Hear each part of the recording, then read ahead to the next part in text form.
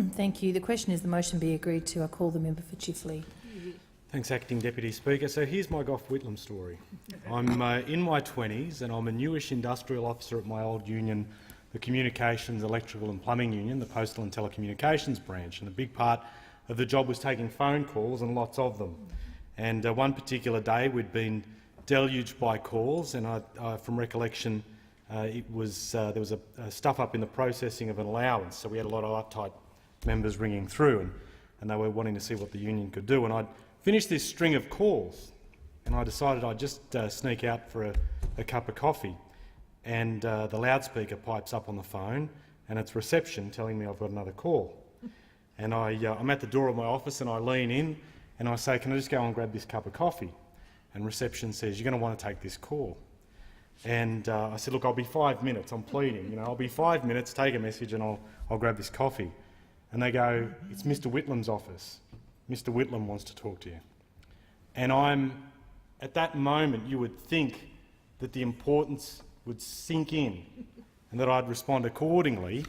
And I turn to reception and I say, "Sure, put the great man through and get me next week's lotto win as well."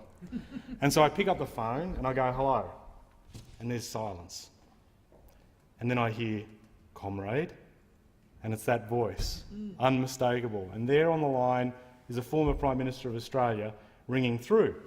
And he was ringing through because I was the Secretary of the Greenway Federal Electorate Council at that time within the Labor Party, and we had sent him a letter commending him on his strong response for a very disappointing inaugural speech by a former member for Oxley in this place. And he had rung through to express his gratitude. But then he had gone on to do what others had remarked upon. He was quizzing me about my background. Where was I from, my parents were from, and where did my parents raise us, where did we live? And I guess what would you take out of that encounter? Not that Husic's flash at writing correspondence, though I'd be grateful for the compliment, but rather it was his curiosity, it was his interest, and it was his care. It's these personal attributes of the man that so many people cherish and remember. And inasmuch as he had an eye for detail, and we've all heard stories of him indexing and footnoting Hansard, there's something else that people valued, and I wanted to get to that point in a way you wouldn't expect. And I'd ask the House, can you remember the name of the Bart Cummings horse that won the Melbourne Cup in 1974 and 1975? Correct. If there was ever very good work, member for Gippsland, I'll remember to invite you to my next trivia night. If there was ever a horse that was so aptly named for the Whitlam era, it was Think Big. Think Big was the name of the horse in 74 and 75 that won. Now, many people have celebrated his big array of achievements, and it was secured certainly in a compressed time frame. But Gough Whitlam thought big because he had big dreams for the nation.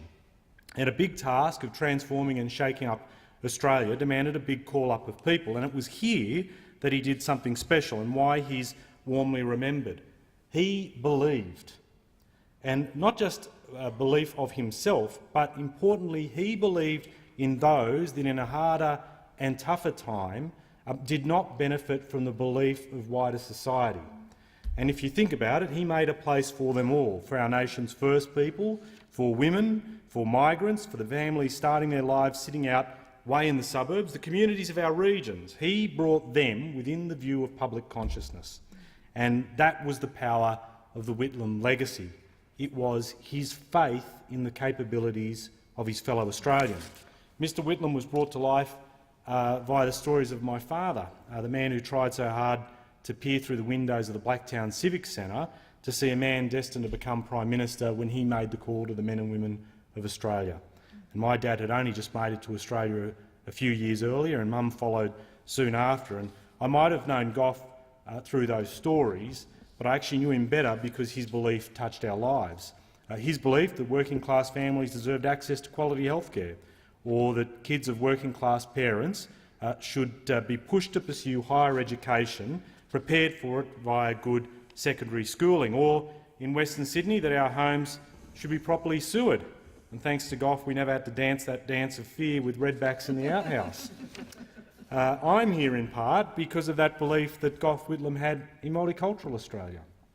I am standing, and I am so grateful and honoured to be standing on this floor because Gough Whitlam had faith in multicultural Australia, and like I said, he called up into national endeavour people of all backgrounds, and I'm eternally grateful for that. And on his passing, I thought of my dad's generation, or I thought of the generation of Labor Party members out my way who had their belief ignited in the legitimacy of our party sitting on that side of the House, because it's from there we can achieve so much for the people who deserve richer and better lives. Much will be read into Mr Whitlam's style, into his approach and philosophy, but for me, he will always be remembered as a progressive for progress, not a progressive championing the status quo.